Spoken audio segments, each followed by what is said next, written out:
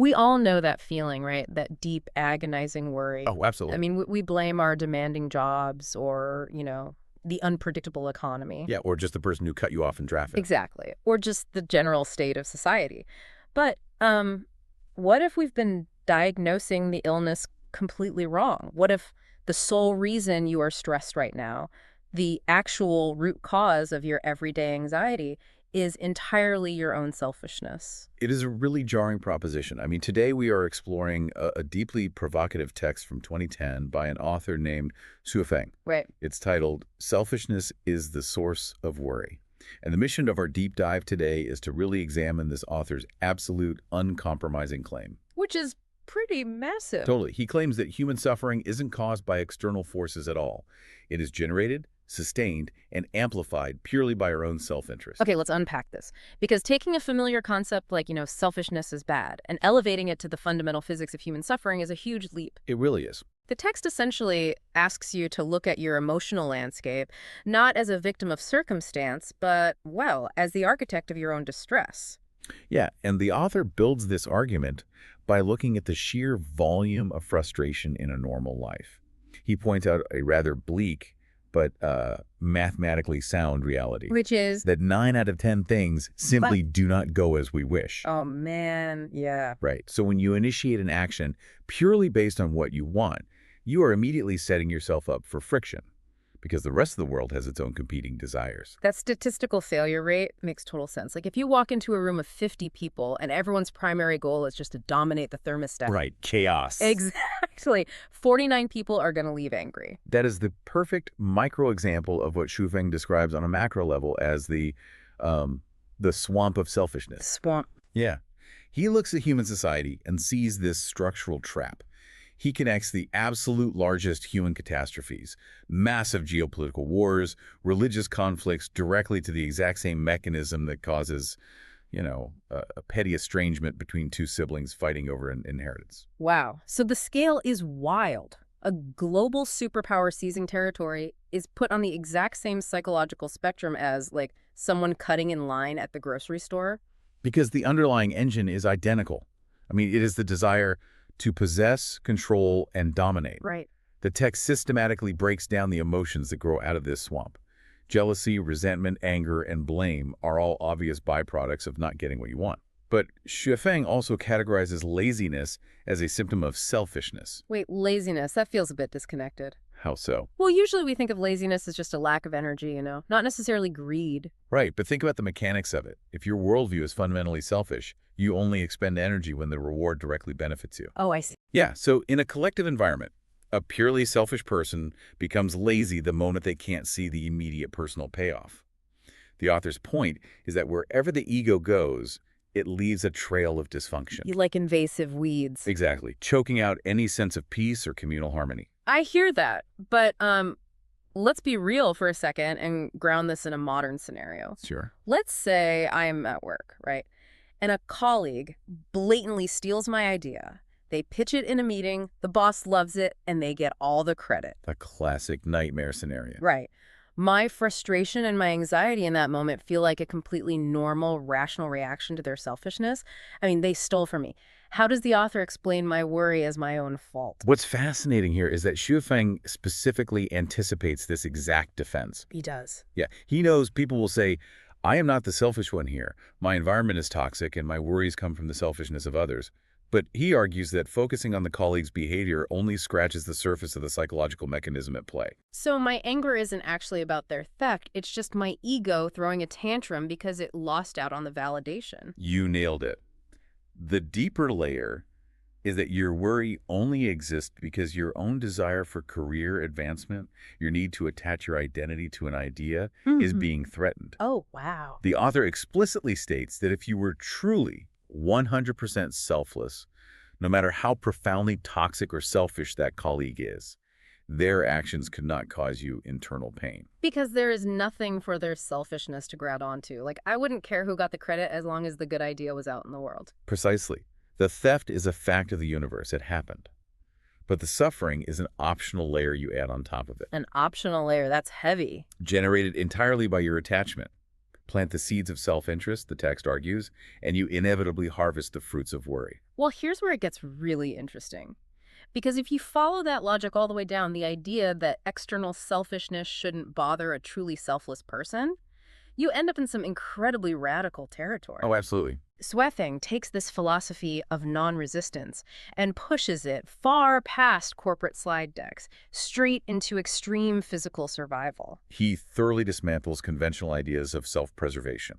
I mean, the text outlines scenarios that challenge the very core of our survival instincts. And the examples he uses are intense. He writes that if someone strikes his left cheek, he will offer his right cheek. Right. If someone takes his belongings, he will let them have them. He even goes as far as saying that if someone harms him, he will invite them to harm him further, without any resistance or retaliation. And the surrender goes even further than property or physical comfort. Wait, really? Yeah. He states that if someone wants to take his life, if they want to eat his flesh or drink his blood, he will say, take it, without harboring a single ounce of resentment. That is just wow. He is willing to accept starvation and freezing with total equanimity. Offering up your own life to a murderer without a fight sounds less like a philosophy for peace and more like, I don't know, an absolute surrender to chaos. Why would anyone willingly invite that level of harm? To understand that level of radical surrender, we really have to look at the mechanical framework of the universe as the author understands it. Okay. He isn't suggesting you surrender to chaos. He believes he is surrendering to absolute order. He advocates for this extreme non-resistance because he has entrusted his life entirely to what he calls the greatest creator and the Tao. So let's break down the physics of this specific cosmology. What does the Tao actually mean in the context of Shofeng's worldview? It basically operates as a system of infallible mathematical cosmic justice. We often hear the phrase, you reap what you sow, as a soft moral guideline, right? Right, like karma. Exactly. But this text treats it as an unbreakable law of physics. The universe maintains a perfect balance between positive and negative energy. The sum of this energy across all time and space is always zero. So nothing is random. No one is ever truly a victim. Every single action creates an equal and corresponding reaction. Good deeds generate positive outcomes, and malicious deeds generate negative outcomes. Even if we can't see it happen right away. Exactly. The timeline might be long, extending beyond what we can immediately see, but the balance always clears.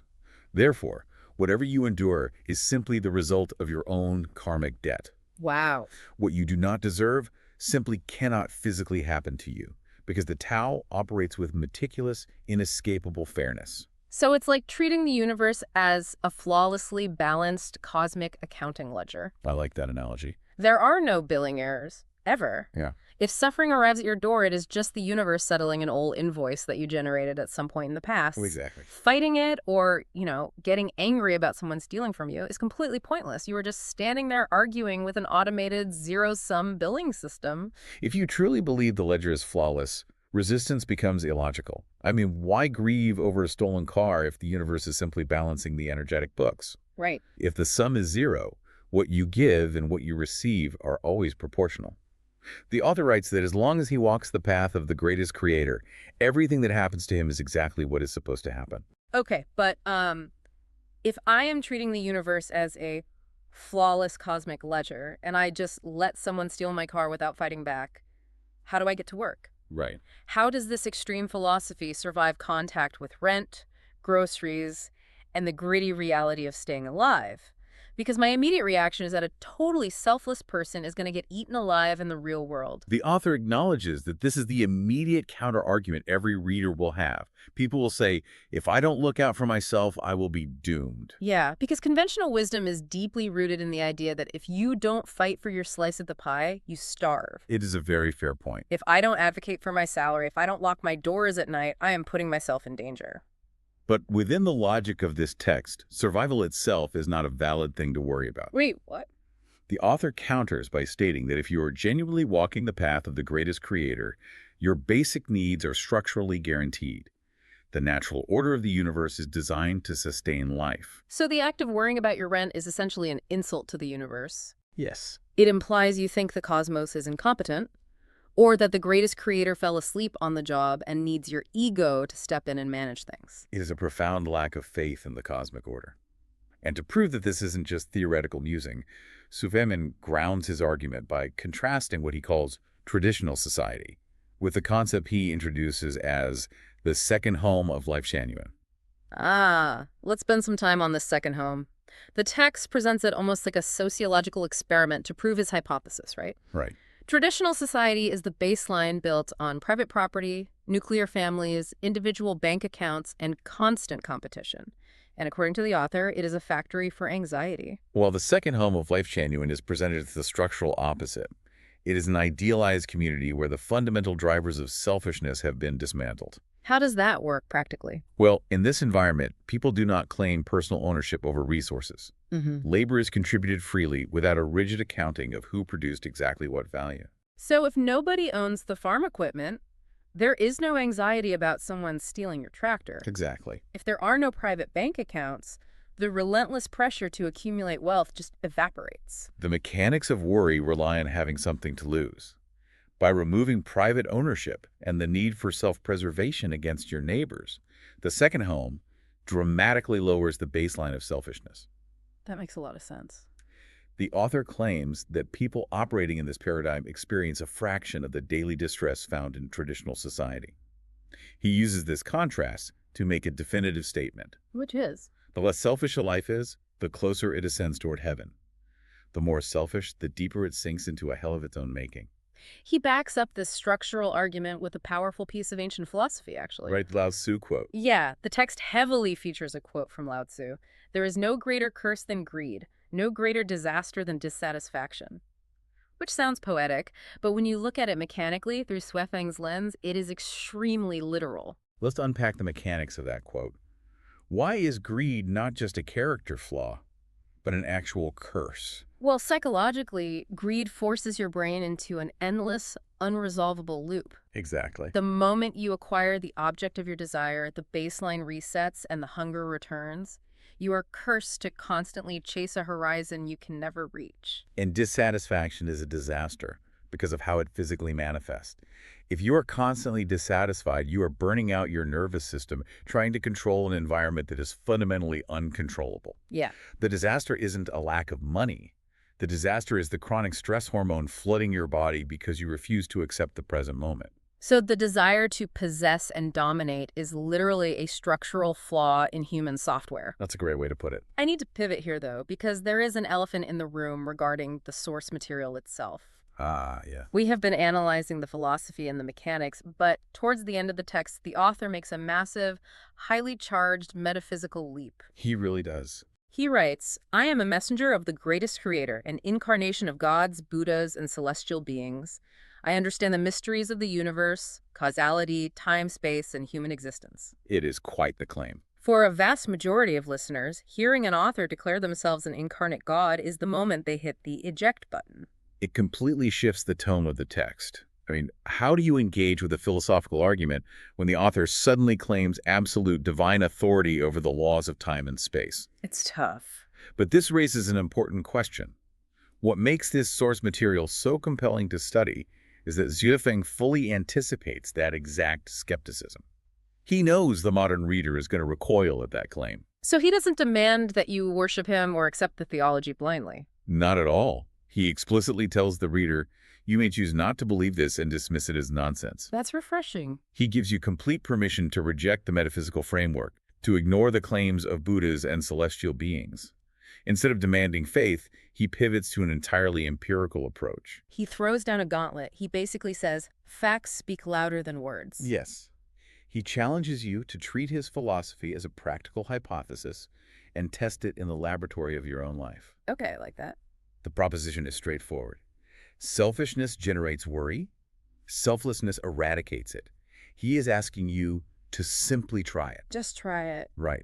Spend a week consciously reducing your self-interest.